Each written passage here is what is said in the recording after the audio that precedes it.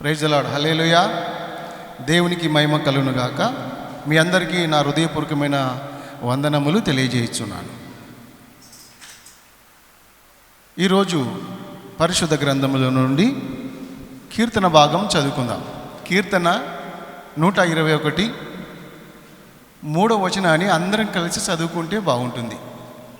కీర్తన 121 3వ వచనం అందరం కలిసి చదువుకుందాం. ఆయన నీ పాదములను తొట్టిల్లనీయడు, నిన్ను కాపాడువాడు కునుకడు, ఇశ్రాయేలును కాపాడువాడు కునుకడు, నిద్రపోడు. యెహోవాయే నిన్ను కాపాడువాడు. ఆయన నీ కుడి పక్కన నీడగా ఉండును. పగలు ఎండ దెబ్బైన నీకు తగలదు, రాత్రి వెన్నెల దెబ్బనైన నీకు తగలదు. ఏ అపాయము రాకుండా యెహోవా నిన్ను కాపాడును. ఆయన నీ ప్రాణమును కాపాడును. ఇది మొదలుకొని నిరంతరము నీ రాకపోకలయందు యెహోవా నిన్ను కాపాడును. హల్లెలూయా. ఆమేన్ చెప్పండి అందరూ. చిన్న ప్రార్థన చేద్దాం. పరలోకపు తండ్రి, ఈ వాక్య భాగం మేము చదువుకున్నాం తండ్రి. మాతో మాట్లాడండి, మమ్మల్ని బలపరచండి. యేసు నామమున అడుగుచున్నాం తండ్రి, ఆమేన్. సంతోషంగా ఉన్న వాళ్ళు స్తోత్రం చెప్పుదాం. ఆనందంగా ఉన్నవాళ్ళు, ఉత్సాహముగా ఉన్నవాళ్ళు, ఉల్లాసంతో ఉన్నవాళ్ళు స్తోత్రం చెప్పుదాం. హల్లెలూయా. మంచిది. ఈరోజు మన వాక్య భాగం ఏంటంటే, అంశం ఏంటంటే, ఆయన నీ పాదములను తొట్టిల్లనీయడు. చెప్పండి. ఆయన నీ పాదములను తొట్టిల్లనీయడు. ఆయన అంటే ఎవరు? దేవుడు. దేవుడు అంటే ఎవరు? యేసు ప్రభు. Praise the lord. హల్లెలూయా. ఆయన అంటే మన ప్రభు అయిన యేసుక్రీస్తు. ఆయన నీ పాదములు తొట్టిల్లనీయడు. ఎవరి పాదములు? నీ పాదము అనగా నా పాదము, వాక్యాన్ని వినుచున్న మీ పాదాలు. ఎవరి పాదాలనైనా, ప్రభుని ఆశ్రయించినటువంటి బిడ్డల పాదాలను, ప్రభుని నమ్ముకున్నటువంటి బిడ్డల పాదాలను, ఎవరైతే యేసు ప్రభుని నమ్ముకున్నారో, ఎవరైతే ఆయన యందు విశ్వాసం ఉంచారో, ఎవరైతే ఆయనను వెంబడిస్తున్నారో, ఎవరైతే ఆయన కొరకు ఎదురు చూస్తున్నారో, వారి యొక్క పాదములను ఆయన తొట్టిల్లనీయడు. పడిపోకుండా, జారిపోకుండా ఆయన మనల్ని కాపాడుతాడు. పడిపోకుండా, చెడిపోకుండా, జారిపోకుండా ఆయన మన పాదములను కాపాడును. దేవుని స్తోత్రం కలుగును గాక. హల్లెలూయా. ఎంత మంచి దేవుని మనం కలిగి ఉన్నామంటే, నిజంగా మనము గొప్ప ధన్యులం. దేవుడు మన కోసం, మన నిమిత్తమై ఎలాంటి జాగ్రత్తగా తీసుకుంటున్నాడో చూడు. మన పట్ల మన దేవుడు ఎలాంటి జాగ్రత్త కలిగి ఉన్నాడో ఒకసారి మనం ఆలోచించవచ్చు. మన పాదములు తొట్టిల్లకుండా ఆయన కాపాడడానికి ఎనీ టైం రెడీగా ఉన్నాడు. ఆయన వేచి ఉన్నాడు. నిన్ను కాపాడువాడు కొనుకడు, నిద్రపోడు. మన దేవుడు నిద్రపోడు. ఆయన కళ్ళు మూసుకొని నిద్రపోడు. 24 గంటలు రాత్రింబగళ్ళు నువ్వు ఎక్కడ వెళ్ళినా, ఏ మార్గంలో ప్రయాణం చేస్తున్నా, నువ్వు అడవుల్లో ఉన్నా, కొండల్లో ఉన్నా, పట్టణంలో ఉన్నా, గ్రామాలలో ఉన్నా, పల్లెటూరులో ఉన్నా, ఏ ప్రాంతంలో నువ్వు సంచారం చేస్తున్నా, ఆయన మాత్రము నిన్ను చూస్తున్నాడు. ఆయన నీ పాదములను తొట్టిల్లనీయడని వాగ్దానం చేస్తున్నాడు. దేవునికి స్తోత్రం. హల్లెలూయా. ఆయన నిన్ను తొట్టిల్లనీయడు. నీ పాదములను తొట్టిల్లకుండా ఆయన జాగ్రత్తలు తీసుకుంటున్నాడని మనం, దావీదు భక్తుడు అంటాడు, గాఢాంధకారపు లోయలో నేను సంచరించినను ఏ అపాయమునకు నేను భయపడను. ఎందుకనగా నీ దుడ్డు కర్ర, నీ దండము నన్ను ఆదరించును. నేను భయపడను.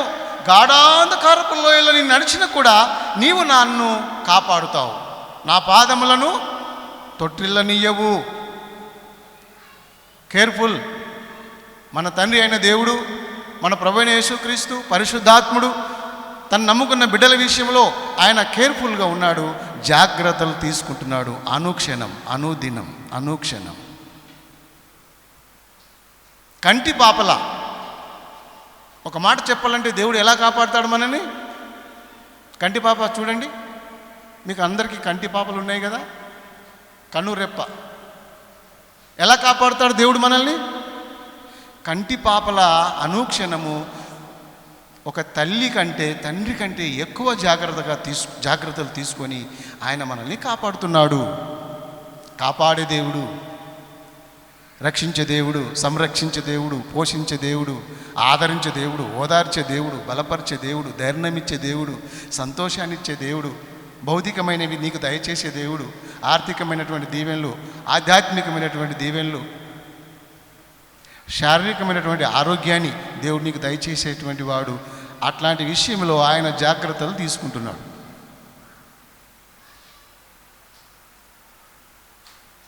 మరి అట్లా అంటే మొన్న లాజరు ఎట్లా పడిపోయినా అనుకున్నారు. అదే వేరే సబ్జెక్టు, ఆ విషయం తర్వాత చెప్తా. దేవుని స్తోత్రం, హల్లెలూయా. ఆయన జాగ్రత్తలు తీసుకుంటున్నాడు.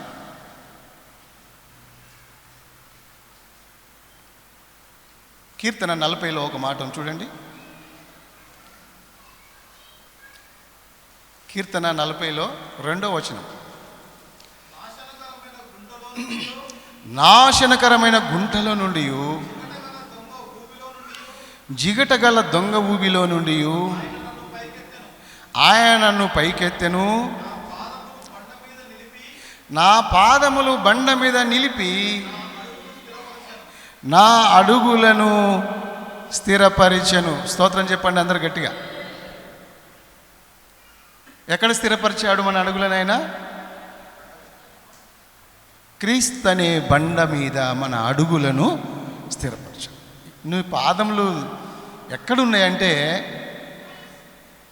నిజమైన రక్షకుడైన, నిజమైన దేవుడైన యేసుక్రీస్తు అనేటువంటి బండ పైన నీ పాదములను స్థిరపరిచావు. నువ్వు పడిపోవడానికి వీలు లేదు, ఇంకా జారిపోవడానికి వీలు లేకుండా నీ పాదాలను ఒక స్థిరమైనటువంటి ఆ బండ మీద ఆయన నిలబెట్టి నిన్ను నన్ను నిలిపాడు. దేవుని స్తోత్రం, హల్లెలూయా. మనం గుర్తు చేసుకోవాలి, వాక్యాలను మనం చదువుకోవాలి. దేవుడు మనల్ని ఎలాగా నిలబెట్టాడో చూడాలి. ముందు వచనంలో ఏముందంటే, 2వ వచనంలో ఏముంది? 40 కీర్తన 2వ వచనం. నాశనకరమైన గుంటల నుండి, జిగటగల దొంగ ఊబిలో నుండి ఆయన నన్ను పైకెత్తాను. హల్లెలూయా. ఒకప్పుడు మనం పాపులమని, ఒకప్పుడు మనము చీకట్లో జీవిస్తున్నటువంటి వారము, ఒకప్పుడు మనము నాశనకరమైనటువంటి గుంట, పాపపు గోతిలో పడిపోయినటువంటి వాళ్ళమైన మనల్ని నాశనకరమైన గుంటల నుండి, జిగటగల్ల దొంగ ఊబి భయంకరమైనది ఊబి. ఆ ఊబిలో దిగబడిన వాళ్ళు అటే పోవాలి. కానీ యేసుక్రీస్తు ప్రభు నిన్ను నన్ను తన కృప చేత ఆ ఊబిలో నుండి పైకి లేపి, ఆ నాశనకరమైన గుంటల నుండి నిన్ను పైకి తీసి ఈరోజు నిన్ను ఎలా నిలబెట్టాడంటే, క్రీస్తు అనే బండ పైన నీ పాదములను స్థిరపరిచెను. చెప్పండి స్తోత్రం, హల్లెలూయా. ఎంత ధన్యుడవు నువ్వెంత ధన్యుడవు, నువ్వెంత ధన్యురాలవు. నీ పాదాలను దేవుడు ఎక్కడ స్థిరపరిచాడంటే క్రీస్తు అనే బండ పైన స్థిరపరిచి ఉంచాడు. గుర్తు చేసుకోవాలి, నువ్వు నేను ఎక్కడ నిలబడి ఉన్నాను, నేను ఎక్కడ నిలిచి ఉన్నాను? క్రీస్తు అనే బండ పైన నువ్వు నిలబడి ఉన్నావు. ఏ గాలి తుఫాను, ఏ నీటి వరదలు నిన్ను ఏమీ చేయలేవు. స్తోత్రం, హల్లెలూయా. ఏ శ్రమలు, ఏ కష్టాలు, ఏ నష్టాలు, ఏ నిందలు, ఏ అవమానాలు, ఏ దయ్యపు శక్తులు, ఏ మంత్రశక్తులు, ఏ సాతాను శక్తులు, ఏ బాణవతి క్రియలు నిన్ను ఏమీ చేయలేవు. స్తోత్రం చెప్పు, హల్లెలూయా. నువ్వు నిలబడిన చోటు ఏదంటే క్రీస్తు అనే బండ, లేక బండ అనే క్రీస్తు మీద నువ్వు నిలబడి ఉన్నావు. నీ పాదాలు అక్కడ దేవుడు స్థిరపరిచాడు. నాశనకరమైన గుంటల నుండి, జిగుటగల దొంగ ఉబ్బిలో నుండి నిన్ను పైకి తీసి అక్కడ నిలబెట్టి ఉన్నాడన్న సంగతిని నువ్వెప్పుడు మర్చిపోవద్దు. నీకు నువ్వే జ్ఞాపకం చేసుకోవాలి. ఓహో, నేను ఇప్పుడు ఎక్కడ నిలబడి ఉన్నాను? క్రీస్తు అనే బండ పైన. నన్నెవరైనా ఈ బండ నుంచి తొలగించగలరా? ఆయన ప్రేమ నుండి నన్నెవరైనా విడిపించగలరా? ఆయన హస్తముల నుండి ఎవరైనా మనల్ని విడిపించగలరా? ఎవ్వరి వశము కాదు. నువ్వు లోకంలో నిలబడలేవు. ఇసుక మీద కాదు నువ్వు నిలబడింది, క్రీస్తునే బండ పైన నీ పాదములను స్థిరపరిచి ఉంచిన మన దేవునికి స్తోత్రం కలుగునుగాక. హల్లెలూయా. ప్రియమైన దేవుని బిడ్డలారా, నువ్వు ధన్యుడవు, ధన్యురాలవు. దేవుడు నిన్ను నాశనకరమైన గుంట్రలో నుండి పైకి తీసి జిగటగల దొంగ ఊబిలో నుండి ఆయన నిన్ను పైకి తీసి ఎక్కడ నిలబెట్టాడు? ఆయన క్రీస్తు అనే బండ పైన నిలబెట్టాడు. నువ్వు పడిపోవు. సాధారణంగా నువ్వు పడవు. నువ్వు పడిపోవడానికి సాతాను శక్తులు శత విధాల ప్రయత్నాలు చేస్తారు. దయ్యాలు, మనుషులు కూడా అనుకుంటారు నిన్ను పడగొట్టాలని. చాలామంది మనుషులు ఆలోచిస్తారు. సాతాను శక్తులు ఆలోచిస్తాయి, దురాత్మ శక్తులు ఆలోచిస్తాయి నిన్ను పడేయాలని, నిన్ను నాశనం చేయాలని, మళ్ళీ గుంటలో పడేయాలి, మళ్ళీ పాపంలో పడేయాలి, మళ్ళీ దొంగ ఊపిలో పడేయాలని శత ప్రయత్నాలు చేస్తాయి దయ్యాలు, సాతాను శక్తులు, మనుషులు. కానీ వాటి వలన కాదు. నువ్వు క్రీస్తు అనే బండ పైన నిలబడి ఉన్నావు. నిన్నెవ్వరు కదిలించలేరు. ఒక చోట రాయబడింది,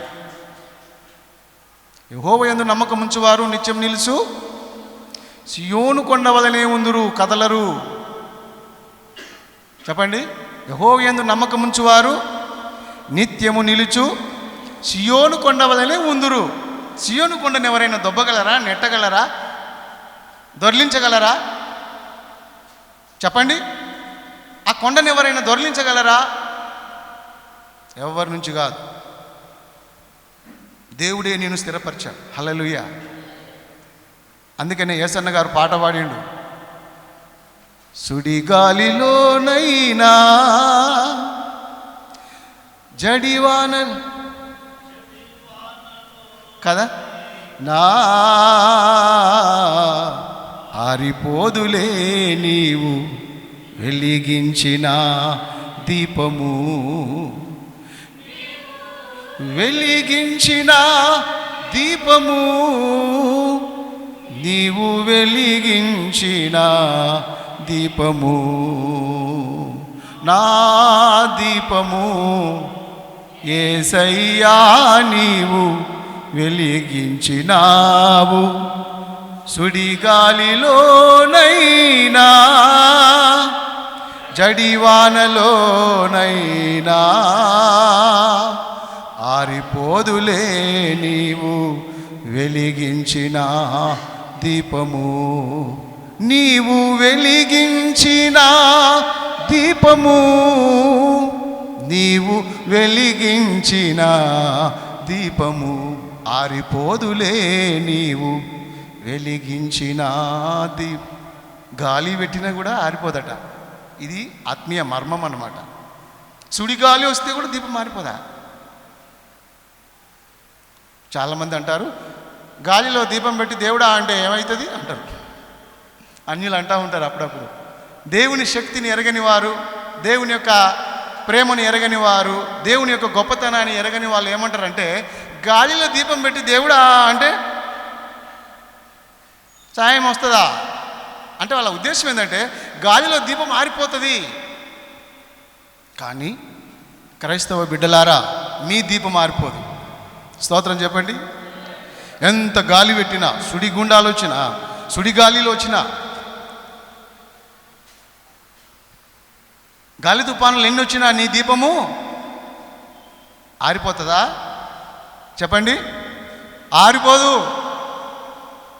ఎవరు నీ దీపమును ఆర్పలేరు. ఆయన కృప లేకుండా, ఆయన సెలవు లేకుండా, ఆయన అనుమతి లేకుండా తలలో ఒక వెంట్రుక కూడా రాలిపోదు అని వాక్యం సెలవిచ్చింది. వాక్యం ఏం రాయబడింది తెలుసునా? యేసుక్రీస్తు ప్రభు సెలవు లేకుండా సీమ కూడా కుట్టదు అని వాక్యం ఒక వెంట్రుక కూడా రాలిపోదు నీ తలలో నుండి, ఆయన సెలవు లేకుండా. అంతే, ఆయన అంత జాగ్రత్తగా నిన్ను చూసుకుంటున్నాడు. ఏమంటారు? శ్రద్ధ వహించుచున్నాడు. ఏమనాలి? నీ పట్ల నా పట్ల మన దేవుడు ఏం వహించుచున్నాడు? శ్రద్ధ వహించుచున్నాడు. శ్రద్ధ. ఆయన నీ కొరకు నా కొరకు చింత కలిగి ఉన్నాడు, శ్రద్ధ వహించుచున్నాడు. నీ కొరకు నా కొరకు ఆయన ఆలోచిస్తున్నాడు. ఆదికాండం 2:18 ఏముంది? నరుడు ఒంటరిగా ఉండటం మంచిది కాదు, వానికి సాటి అయిన సహాయం వాని కొరకు చేయుదును అనుకున్నాడు. ఎవరు? తల్లిదండ్రులా? ఎవరు అనుకురు? మనకు సాటి అయిన సహాయం ఇవ్వాలని ఎవరు అనుకురు? దేవుడు అనుకున్నాడు. మీ అందరికి ఇచ్చిన భార్యలు ఎవరు? ఎవరు సెలక్షన్ చేశారు? మీకు ఇచ్చిన భర్తలు ఎవరు సెలక్షన్ చేశారు? దేవుడు. మీ అయ్య కాదు, మీ అమ్మ కాదు, మా అయ్య కాదు, మా అమ్మ కాదు, దేవుడే సెలక్షన్.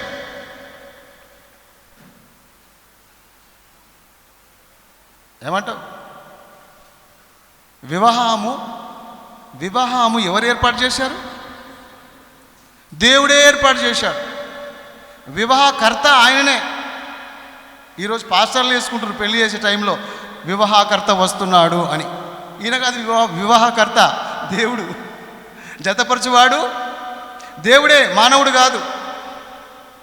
ఏమంటావు? దేవుడు. డేవిడ్ పెళ్లి చేసిన నేనే కానీ నేను కాదు. ఎవరు చేశారు? ఏమంటావు నరసింహమ్మ? దేవుడే చేశాడు. ఇక్కడ పెళ్లి చేసిన వాళ్ళు ఉన్నారు కానీ వాళ్ళు ఎప్పుడు కూడా నాకు పిలిచి బిర్యానీ పెట్టలేదు. దేవుని స్తోత్రం, హల్లెలూయా. మీరు బిర్యానీ పెట్టకపోతే మళ్ళీ చేస్తా, పెళ్లి చేస్తే బిడ్డ మళ్ళీ మీ పెళ్లి చేసేదాకా చూడకండి, త్వరగా నన్ను పిలిచి బిర్యానీ పెట్టండి. ప్రైజ్ ది లార్డ్, హల్లెలూయా. అయితే దేవుడు చూడు మన పట్ల ఎంత జాగ్రత్త కలిగి ఉన్నాడు, ఎంత శ్రద్ధ వహించుచున్నాడు, ఎంత ప్రేమ కలిగి ఉన్నాడు, కేర్ఫుల్గా ఉన్నాడు. చూడండి, మన పాదములను తొట్టిల్లకుండా కాపాడే బాధ్యత ఆయన తీసుకుంది. మన పాదాలను ఎక్కడ నిలబెట్టిండు? ఆయన క్రీస్తు అనే బండపైన నిలబెట్టాడు. ఇంకొక వచనం చూడండి, 91 కీర్తన డోర్ పెట్టినాను. 91 కీర్తన 11వ వచనం చూడండి. ఎవరైనా 91:11. మీ మార్గములన్నిటిలో నిన్ను కాపాడుటకు ఆయన నిన్ను గూర్చి తన దూతలకు ఆజ్ఞాపించును. నీ పాదములకు రాయి తగలకుండా వారు తమ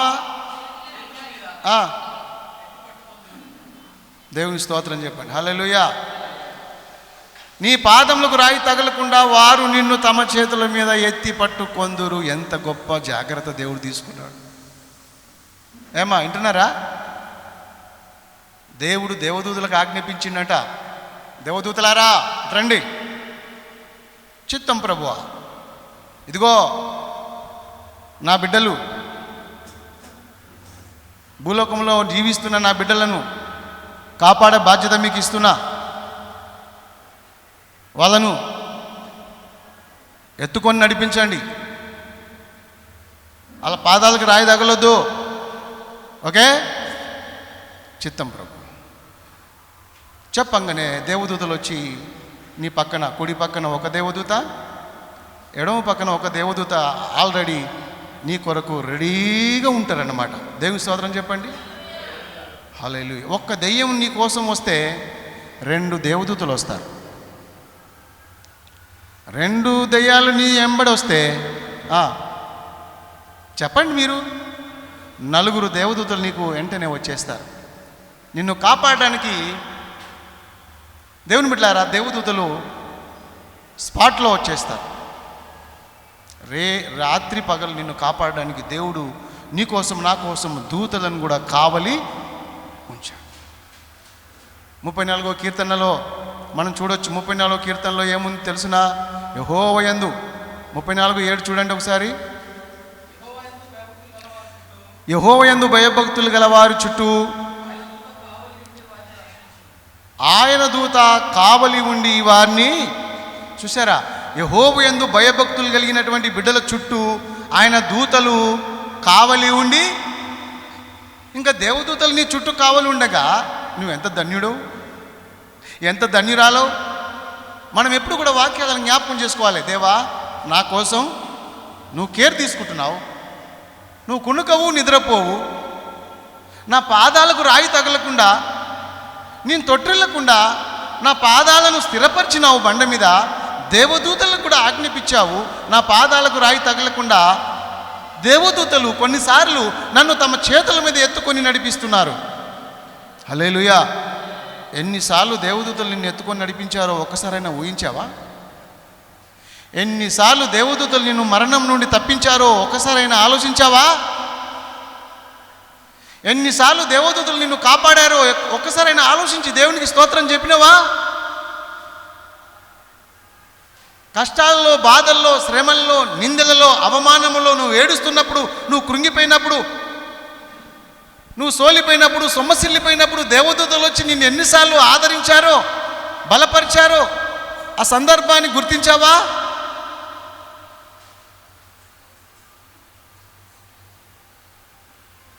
ఎన్నిసార్లు దేవదూతలు నీకు సహాయం చేశారో ఎప్పుడైనా గ్రహించావా? దేవుని బిడ్డలారా, ఒక్కసారి మనం గుర్తు చేసుకుందాం. దేవుడు మన పట్ల ఎన్ని జాగ్రత్తలు తీసుకుంటున్నాడంటే, ఈరోజు దేవదూతలు కూడా ఆజ్ఞాపించాడు. ఏమని? నా బిడ్డల పాదాలకు రాయి తగలకుండా చూసుకో,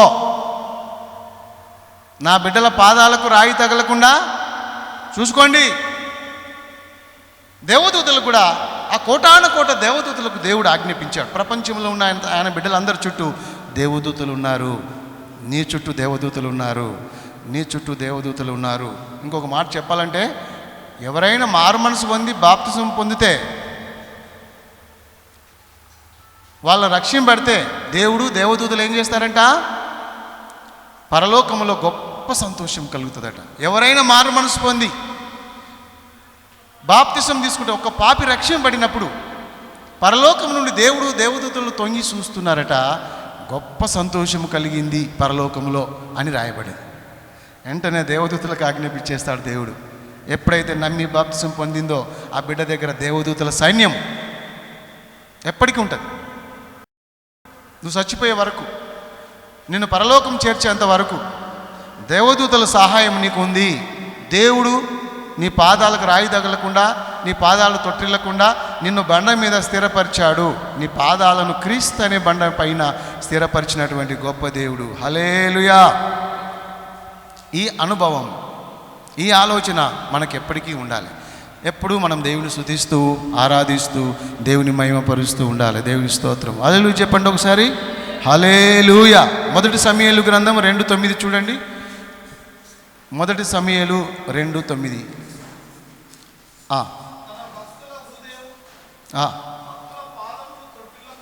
తన భక్తుల పాదములు తొట్టిల్లకుండా ఆయన వారిని కాపాడును. చూసారా? విన్నారా? వాక్యంలో ఏం రాయబడిందో? తను నమ్మినటువంటి భక్తులున్నారే, మనము పరమభక్తులం ఉన్నాం కదా, మనము మన పాదములు తొట్టిల్లకుండా కాపాడే బాధ్యత దేవుడు తీసుకున్నాడు. నేను ఆలోచిస్తూ ఉన్నా వాక్యం చదువుతప్పుడు, దేవా ఎంత గొప్ప దేవుడు, నన్ను మర్చిపోలేవు, నన్ను విడిచిపోలేవు, తల్లి అయినా మర్చిపోవునేమో కానీ నేను నిన్ను మరవనని వాగ్దానం చేశావు. నా తల్లిదండ్రులు నన్ను విడిచిన యెహోవా నన్ను చేరదీయును అని భక్తులు ప్రార్థించినట్లుగా తల్లిదండ్రులు విడిచిపెట్టిన దేవా నువ్వు నన్ను చేరదీసే దేవుడు. వాళ్ళు మర్చిపోయినా నన్ను మరవని దేవుడు. పర్వతములు తొలగిపోయినను, మెట్టలు తద్దరిల్లినను, నా కృప నిన్ను విడిచిపోదు, నా నిబంధన తొలగిపోదు అని వాగ్దానం చేసిన దేవా. జలములలో పడి నేను ప్రయాణం చేసినా అవి నన్ను ముంచలేవు. అగ్నిలో నేను ప్రయాణం చేసినా అవి నన్ను కాల్చలేవు. జలములు నన్ను ముంచలేవు, అగ్ని నన్ను కాల్చలేదు. సింహం బోన్లో పడినా సింహాలు నన్ను ఏం చేయలేవు. చెరసాలలో నేను పడినా చెరసాల బద్దలైపోయింది. నా విషయంలో నువ్వు ఎంత జాగ్రత్త కలిగి ఉన్నావు దేవా అని మనము స్తోత్రాలు చెప్పాలి. ఆలోచించాలి, బైబిల్ బాగా ఆలోచించాలి. దేవుని వాగ్దానాలను మనం గుర్తు చేసుకోవాలి. ఒక మాట మీకు గుర్తు చేస్తాను, చూడండి. కీర్తన భాగం చూద్దాం. 119 కీర్తన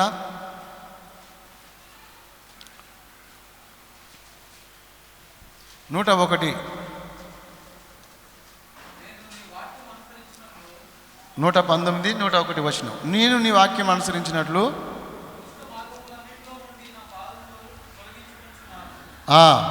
చదువు.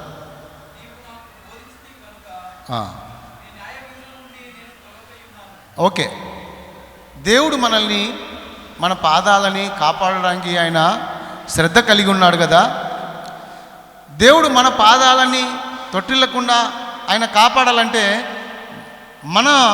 మనము చేయవలసిన విధానం ఏంది? ఇక్కడ రాయబడ్డది ఏముంది చూడండి. నేను నీ వాక్యం అనుసరించినట్లు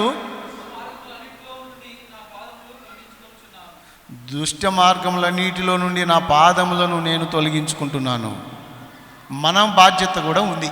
స్తోత్రం, హల్లెలూయా. దేవుడు కాపాడుతున్నాడు కదా అని మనం కూడా దుష్ట మార్గంలో పోతే ఎట్లా? దేవుడు నన్ను కాపాడుతాడు కదా అనుకొని మనం దుష్ట మార్గంలో వెళ్తే ఎట్లా? పాపపు మార్గంలో నడిస్తే ఎట్లా? కొన్ని జాగ్రత్తలు కూడా మనం కూడా తీసుకోవాలి. ఏమంటావు? భక్తుడు ప్రార్థన చేస్తున్నాడు, నీ వాక్యానుసారం ప్రభువా నేను దుష్ట మార్గములన్నిటిలో నుండి నా పాదములను తొలగించుకుంటున్నా. కీర్తన మొదట్లో ఏముంది? కీర్తన మొదటి, దుష్టుల ఆలోచన చొప్పున నడవక, పాపుల మార్గమున నిలవక, అపహాసకులు కూర్చుండు చోటున కూర్చుండక, యెహోవా ధర్మశాస్త్రమునందు ఆనందించుచు దివారాత్రము దాన్ని ధ్యానించువాడు ధన్యుడు అతడు. నీటి కాలువల వరకు నాటబడినదై ఆకు వాడక తన కాలమందు ఫలమిచ్చి చెట్టు వలనే ఉండును. అతడు చేయునంతయు సఫలమగును. హల్లెలూయా. కొన్నిసార్లు మనం దుష్టుల మార్గంలో నడవకుండా మన పాదాలను కాపాడుకోవాలి. ఏమా ఎన్ని పాపాలు చేసినా దేవుడు క్షమిస్తాడు అనుకోవద్దు. తెలిసి చేస్తే, తెలియక చేస్తే దేవుడు క్షమిస్తాడు, తెలిసి చేస్తే క్షమించడు. తెలియక చేసిన వాళ్ళకి క్షమాపణ ఉంది, కానీ తెలిసి చేసిన వారికి క్షమాపణ లేదు. ఇక దేవుడు నా పాదాలను కాపాడుతుండు, ఆయనే తొట్టిళ్ళనియ్యడు అని వాక్యం ఉంది కదా అనుకొని నువ్వు పాపాల మార్గంలో నడవద్దు. నువ్వు కూడా జాగ్రత్త తీసుకోవాలి. నా పాదములను ఎక్కడి నుంచి తొలగించుకుంటాయి? ఆయన దుష్ట మార్గములలో నుండి నా పాదాలను నేను తొలగించుకుందును. మనం కూడా జాగ్రత్తలు తీసుకోవాలి. మనం కూడా కేర్ఫుల్గా ఉండాలి. మనం కూడా పరిశుద్ధంగా బ్రతకాలి. మనం కూడా నీతిగా బ్రతకాలి. మనం కూడా యథార్థంగా బ్రతకాలి. మనం ఎక్కడ పొరపాటు చేస్తున్నామో ఆలోచించాలి. నిజానికి మనం ప్రార్థన చేస్తున్నామా లేదా? బైబిల్ చదువుతున్నామా లేదా? దేవుని ఆజ్ఞలను పాటిస్తున్నామా లేదా? దేవుని మాట వింటున్నామా లేదా? దేవుని చిత్తాన్ని నెరవేరుస్తున్నామా లేదా? మనం కూడా కొన్ని జాగ్రత్తలు తీసుకోవాలి. స్తోత్రం చెప్పండి, హల్లెలూయా. ఇంకో వచనం చూడండి, 116వ కీర్తన 8వ వచనం. 116వ కీర్తన 8వ వచనంలో ఈ మాట రాయబడేది. ఒకసారి చూద్దాం.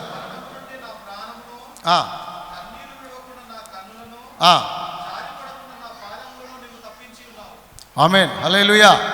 చివరిగా ఈ భక్తుడు ప్రార్థన చేస్తున్నాడు, మరణము నుండి నా ప్రాణమును, కన్నీరు విడవకుండా నా కన్నులను, జారి పడకుండా నా పాదములను నీవు తప్పించి ఉన్నావు.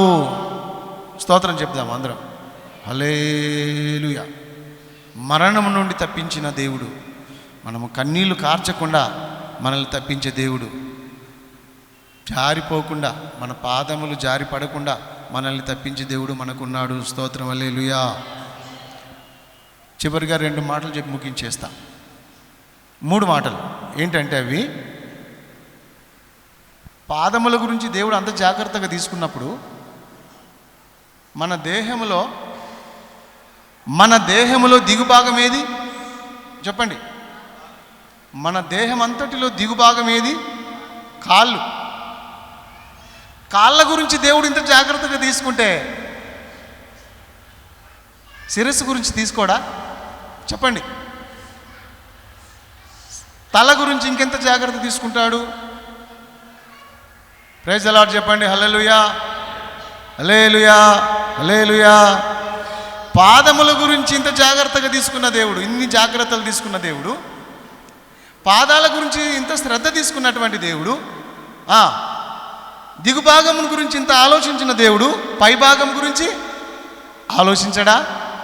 నీకు చెడ తలంపులు రాకుండా, చెడ ఆలోచనలు రాకుండా, చెడు మాటలు నువ్వు మాట్లాడకుండా, వంకర చూపులు చూడకుండా, పనికిమాలిన తలంపులు చేయకుండా, పనికిమాలిన మాటలు మాట్లాడకుండా నీ తల భాగాన్ని ఆయన కాపాడునుగాక. పాదముల గురించి కేర్ తీసుకున్నటువంటి దేవుడు, దేహము అంతట్లో ఎంతో విలువైనటువంటి భాగము తల భాగం. మన దేహం అంతటిలో విలువైంది ఏది చెప్పండి? కాళ్ళు లేకపోయినా బ్రతకొచ్చు, 2 కాళ్ళు లేకపోయినా బ్రతకొచ్చు. ఏం లేకపోతే బతకవు? శిరస్సు లేకపోతే బతవా? మరి కాళ్ళ గురించి ఇన్ని జాగ్రత్తలు తీసుకున్న యేసయ్య నీ తల భాగం గురించి తీసుకోడా? నీ తలలో ఏమున్నాయి? చెడు ఆలోచనలు ఉన్నాయి, చెడు తలంపులు, చెడు మాటలు, చెడు ఉద్దేశాలు, చెడు చూపులు. కొంతమంది చూస్తారు కదా చూపు, అందరు చూపు ఒకటి రకం ఉంటుందా? కొందరు కాకిలాగా చూస్తూ ఉంటారు, అక్కడ ఇక్కడ వంకర ఇంకర. ఎట్లా చూస్తారు తెలుసునా? ఎగ్జాంపుల్ చెప్తా. ముఖ్యమంత్రి దగ్గర 2 బాడీగార్డులు ఉంటారు. వాళ్ళు ఏం అద్దాలు పెట్టుకుంటారు? నల్లటి బ్లాక్ అద్దాలు పెట్టుకుంటారు. ఎందుకు పెట్టుకుంటారు తెలుసా? ఇక్కడ చూసినట్టు చూసి అక్కడ చూస్తారు. వాళ్ళు ఎక్కడ చూస్తారో ఎవరికి తెలియదు. దొంగలను పట్టుకోనీకి. అలాగే చాలామంది సూపులు ఎట్లా ఉంటాయంటే కొంటె సూపులు అంట. బైబిల్లో ఉంది. ఏం సూపులు? కొంటె సూపులు, వంకర సూపులు, స్ట్రేట్గా చూసేవాళ్ళు. భక్తుడు అంటాడు, ప్రభువా నేను ముది చూసేవాడని కాను, నేను అటు ఇటు పక్కకు చూసేవాడిని కాను, నేను ఒకటే శిలవ వైపే, నా దేవుని వైపే చూస్తాను కానీ ఇటు లోకం వైపు, ఇటు శరీరం వైపు, ఇటు పనికిమాలిన వాటి వైపు నేను చూసేవాడని కాను, నా కళ్ళు. అందుకనే యోబు భక్తుడు 31లో అంటాడు. యోబు గ్రంథం 31 మొదటి వచనం కావచ్చు, ఒకసారి చూద్దామా ఈ సందర్భంలో? యోబు గ్రంథము 31 మొదటి వచనం చూడండి ఒకసారి. సందర్భంలో గుర్తుకొచ్చింది కాబట్టి చెప్పక తప్పదు. ఏమన్నాడు? నేను నా కన్నులతో నిబంధన చేసుకొంటిని, కన్యకను నేను ఎలాగూ చూదును, నేను అలాగ చేసిన ఎట్లా పరమందున్న నా దేవుని ఆజ్ఞ ఏమగును. నేను తప్పు చేస్తే ఎట్లా? అందుకని నా కళ్ళను నేను కంట్రోల్లో పెట్టుకున్నాను. చాలామంది కళ్ళకు కాటికలు పెట్టుకొని ఇంకేమేమో చేయించుకొని అందరు రోడ్డు మీదకి వెళ్ళి ఆ జూ పార్క్కి వెళ్ళి అవి చూసి అలసిపోతారు పాపం. నిజానికి పాపం ఎట్లా ఎంటర్ అవుతుందో మీకు తెలుసా? పాపం ఎక్కడి నుంచి వస్తుంది లోపలికి, హృదయంలోనికి మీకు తెలుసా? చెప్పండి. కన్నుల ద్వారా. అవ్వ ఏం చేసింది? అవ్వ మొట్టమొదటిగా చెట్టుకాడికి పోయింది. చెట్టుకాడికి పోయి ఏం చూసింది? పండ్లు చూసింది. చూసి ఏం చేసింది? అమ్మ బాగున్నాయి పండ్లు అనుకొని కొన్ని కోసుకొని తినడం మొదలుపెట్టింది. తను తిన్నది ఆదాంకి ఇచ్చింది. అక్కడి నుంచి దేవుని యొక్క ఆజ్ఞ అతిక్రమించారు కాబట్టి పాపం వచ్చింది. పాపము ఎక్కడి నుంచి వస్తుందో తెలిసిన? నీ కళ్ళకి వెళ్ళిపోతుంది హృదయంలోకి. పాపము లోపలికి ఎంటర్ అవ్వడము కళ్ళ ద్వారానే. అందుకని నీకంటే గుడ్డోళ్ళు మంచోళ్ళు. స్తోత్రం, హల్లెలూయా. కళ్ళున్న వాళ్ళకంటే కళ్ళు లేని వాళ్ళు మంచోళ్ళని యేసుప్రభు అన్నాడు. ఎందుకు? నీ కళ్ళు ఇచ్చేం లాభం? వాక్యం చదవవు, దైవ దర్శనాలు చూడవు, దేవుని మహిమ చూడవు, దేవుని శక్తిని చూడవు, దేవదూతలు చూడవు, కనిపించలేనటువంటి ఆ మహిమ లోకాన్ని చూడవు. ఎప్పుడు చూసినా ఏం చూసినా ఈ లోకమే, ఈ లోకమే. పంది ఎట్లా చూస్తుంది? ఎక్కడ మోరి ఉందా, ఎక్కడ బురద ఉందా, ఎక్కడ చెడిపోయింది ఉందా, అంత కింద చూసుకుంటే జీవితం అంతా కిందకి తన ముఖం. చాలామంది కళ్ళు ఉన్నాయి కానీ ఎక్కడ చూస్తారు? భక్తుడేమో ఏమంటున్నాడు? ఆకాశమందు ఆసీనుడ వగువాడా, నీ వైపే నా కన్నులు. ఆకాశమందు ఆసీనుడా, నీ వైపే నా కన్నులు ఎత్తుచున్నాను. కానీ నీ కన్నులు ఎక్కడున్నాయి? లోకం వైపు. అందుకనే కళ్ళ విషయంలో కానీ, చూపు విషయంలో కానీ, ఆలోచనల విషయంలో కానీ, మాట విషయంలో కానీ తల భాగాన్ని దేవుడు, పాదాల గురించి శ్రద్ధ తీసుకున్నటువంటి దేవుడు నీ తల గురించి కూడా ఆయన శ్రద్ధ తీసుకుంటాడని బైబిల్ సెలవిస్తుంది. హల్లెలూయా. దావీదు అంటాడు, ఎక్కువ మాట్లాడకుండా నా నోటికి ఏం పెట్టుకుండా, 39 కీర్తనలో ఉంటుంది, నా నాలుకతో పాపం చేయకుండాన్నట్లు నా మార్గములను జాగ్రత్తగా చూసుకుంటుని, క్షేమం గురించి ఆయనను మాట్లాడక మౌనంగా ఉంటుని. ఏమంటున్నాడు ఆయన? నా మూతికి నేను ఏమి మాట్లాడక మౌనినైతిని, నా నోటికి చిక్కం పెట్టుకొంటిని. హల్లెలూయా. ఏం పెట్టుకోవాలమ్మా నీ నోటికి? అవును, క్షేమం గురించి కూడా మాట్లాడక కొన్నిసార్లు నేను మౌనినైతిని. మనం కొంచెం నోరు మూసుకోవడం మంచిది, లేకపోతే నోట్లో నీళ్ళు వేసుకొని కూర్చో. నోరుంది కదా, నాలుక ఉంది కదా అని విస్తారంగా మాట్లాడితే ఏమొస్తుందంట? పాపం ఇంటర్ అయితే నోట్లోకి వెళ్ళి పాపం పోతుంది, కళ్ళకి వెళ్ళి పాపం పోతుంది, చెవులకి వెళ్ళి పాపం వచ్చేస్తుంది. పాపం ఎట్లా వస్తుందంటే ఫస్ట్ కళ్ళ నుంచి, తర్వాత నోటి నుంచి, వినికిడి నుంచి. జాగ్రత్త ఉండాలి. అంటే ఎందుకు చెప్తున్నంటే, దేహములో దిగుభాగమైన పాదములను గురించి దేవుడు ఇంత జాగ్రత్తగా తీసుకుంటే మన తల గురించి ఎంత జాగ్రత్త తీసుకుంటాడు? ఇంకెక్కువగా జాగ్రత్త తీసుకుంటాడు. అందుకనే బైబిల్ సెలవిస్తుంది, నూనెతో నా తల అంటూ ఉన్నావు. కొన్నిసార్లు దేవుడు మనల్ని ఏం చేస్తాడంటే మన తలని నూనెతో అంటుతాడు. నూనెతో నా తలను ఎందుకు అంటిండి చెప్పండి? వేడి అయిందేమో, నా బిడ్డకు ఎండ దెబ్బ తగులుతుందేమో, నా బిడ్డ తల బాగుండాలి, నా కుమారుని తల బాగుండాలి, చెడు ఆలోచనలు రావద్దు, చెడు తలంపులు రావద్దు, చెడు చూపులు చూడొద్దు, చెడు మాట్లాడవద్దు.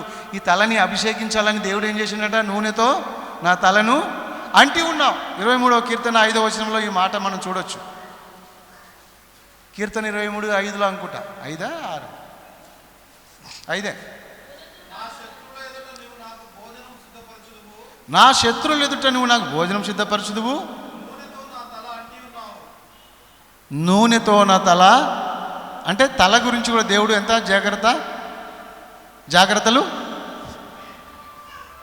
నీ తల డోర్ పెట్టినాను. హల్లెలూయా, స్తోత్రం, హల్లెలూయా, స్తోత్రం. ముగించేద్దాం. ఏం చేస్తుండే దేవుడు? నీ తలకు నూనె, చెప్పండి నూనెలు ఏమంటుండు దేవుడు? విశ్వాసుల తలకి నూనె. Cool cool cool. రవరత్నం నూనెలు కూడా ఈ మధ్యలో కూల్ చల్లగా అభిషేకించి, ఎలాంటి టెన్షన్ నీకు వద్దు. కొంతమంది టెన్షన్ పడిపోతూ ఉంటారు, ఏం తిందును, ఏం తాగుదును, ఏం ధరించుకుందును, నా పిల్లల గతి ఏంటిది, నా పిల్లల భవిష్యత్తు ఏంటిది, నా బిడ్డకు పెళ్లి చేయాలి. బిడ్డ పుట్టిన నుంచి బిడ్డ పుట్టంగానే పెళ్లి గురించి ఆలోచిస్తాడంట ఒక ఆయన మూర్ఖుడు. వాడు ఎంత పరమ మూర్ఖుడో. బిడ్డ పుట్టిందా లేదా అప్పుడే, అబ్బా బిడ్డ పుట్టిందా నెత్తి కొట్టుకుంటాడంట. ఎందుకురా అంటే ఆమె కట్నం ఇవ్వాల్సి వస్తుంది. ఇంత దుర్మార్గపు ఆలోచనలు చేయొద్దు ఎవరు కూడా. దేవుడు బిడ్డనిస్తే బిడ్డనే దేవుని స్తుతించాలి, కొడుకునిస్తే కొడుకుని బట్టి దేవుని స్తుతించాలి. కొడుకు సావకుండా బతికిస్తాడా ఏంటి? కొడుకు సావకుండా బతికిస్తాడు, ఆపుతాడా ప్రాణాన్ని? మరి బిడ్డ ఎందుకు తక్కువైంది? గుండు కొరగడానికి నీ కొడుకు కొరగడానికంట. ఒక ఆయన అన్నాడు, ఏం కొరుగుతాడంట? గుండు కొరిగి 3 నామాలు పెట్టనీకి కొడుకు కావాలని. ఇలాంటి దుర్మార్గపు ఆలోచనలు చేయకండి. కొడుకు పుట్టినా సంతోషించండి, బిడ్డ పుట్టినా సంతోషించండి, దేవునికి స్తోత్రం చెప్పండి, హల్లెలూయా చెప్పు. ఓకే, మన తల కూల్గా ఉండడం కోసం నువ్వు టెన్షన్ పడవద్దు, నువ్వు చింతించొద్దు, నువ్వు టెన్షన్ పడొద్దు. నీ తలను దేవుడు అందుకే నూనెతో అంటి నీ తల గురించి కూడా దేవుడు జాగ్రత్తలు తీసుకుంటున్నాడు.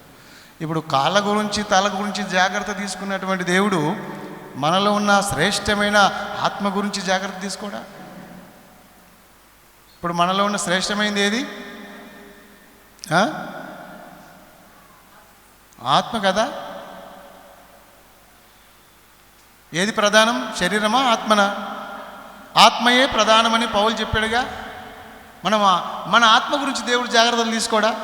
పాదముల గురించి జాగ్రత్త తీసుకున్న దేవుడు, తల గురించి జాగ్రత్తగా తీసుకున్న దేవుడు మన ఆత్మ గురించి ఇంకా జాగ్రత్తలు తీసుకొని మనలందరినీ పరలోకం చేరుస్తాడు. హల్లెలూయా. మన ఆత్మ పరలోకంలో చేరడం కోసం దేవుడు విధమైన శ్రద్ధ తీసుకుంటాడు. ఆత్మ ముఖ్యం కదా. ఈ శరీరం మట్టిలో కలిసిపోద్ది, కానీ ఆత్మ ఎక్కడ వెళ్తుంది? మన్నైనది వెనకటి వలనే తిరిగి మట్టికి చేరును, ఆత్మ అయితే తాను దయచేసిన దేవుని యొద్దకు పోవును. ప్రైజ్ ది లార్డ్, హల్లెలూయా. మన్నైనది వెనకటి వలనే తిరిగి మట్టికి చేరును, ఆత్మ అయితే తాను దయచేసిన దేవుని యొద్దకు. ఏది శ్రేష్టం చెప్పండి? ఆత్మనా శరీరమా? ఆత్మ. మరి శరీరం గురించి ఇంత శ్రద్ధ తీసుకున్న మన దేవుడు నీలో ఉన్న నీ ఆత్మ గురించి ఇంకెక్కువగా శ్రద్ధ తీసుకున్నాడు. నీ ఆత్మ నశించిపోవద్దని, నువ్వు నరకానికి చేరొద్దని, నువ్వు అగ్నిగుండంలో పడవద్దని నీకోసమే ఆ దేవాతి దేవుడు సిలువలో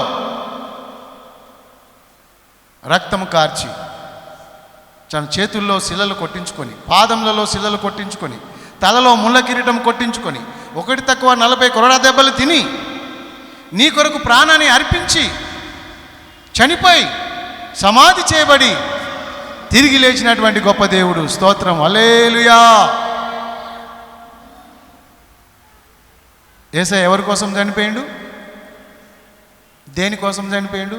నీ ఆత్మ నరకానికి పోవద్దు, నీ ఆత్మ నరకానికి పోవద్దు, నువ్వు పరలోకం చేరాలి. కాబట్టి నీ నిమిత్తమే, నీ ఆత్మ రక్షణ కోసమే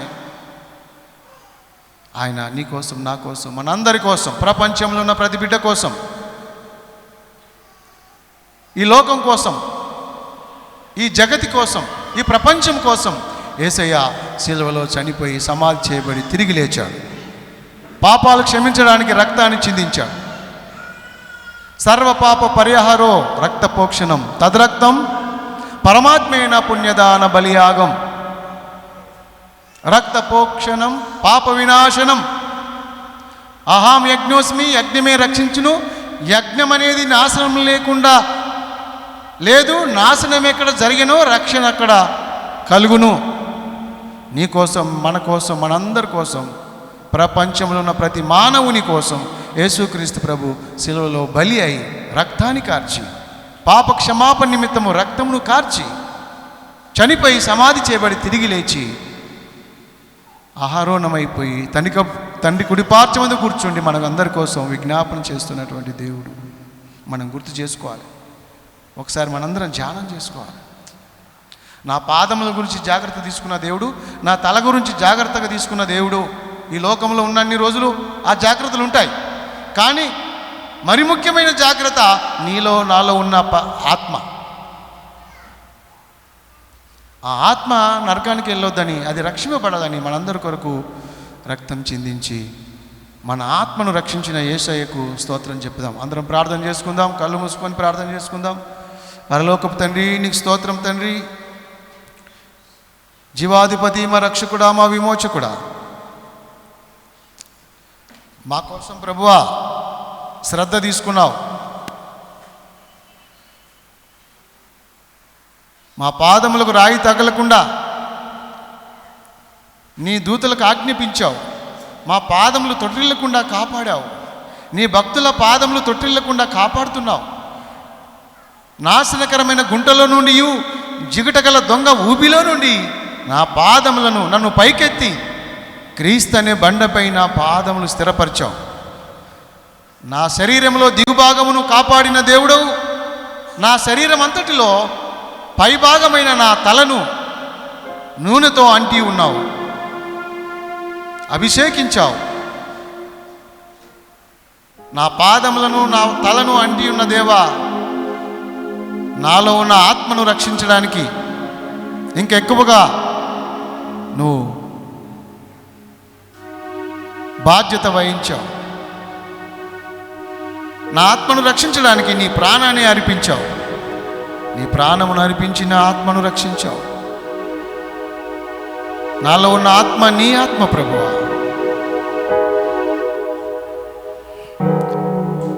నీవు నాలో ఊదిన నీ ఆత్మ, నా ఆత్మను, మా ఆత్మలను, ప్రపంచంలో ప్రతిబిడను రక్షించి మీరే మహిమ పొందుమని మా పాదముల గురించి, మా తల గురించి, నా ఆత్మ గురించి జాగ్రత్తలు తీసుకున్న యేసయ్య నీకు వందనాలు. శ్రద్ధ తీసుకున్న యేసయ్య, నా కొరకు శ్రద్ధ తీసుకున్న యేసయ్య నీకు స్తోత్రాలు. మహిమ, ఘనత, ప్రభావం మీకు చెల్లించుకుంటూ యేసు నామములో ఈ ప్రార్థన అడుగుతున్నాం తండ్రి. ఆమేన్. Praise the lord.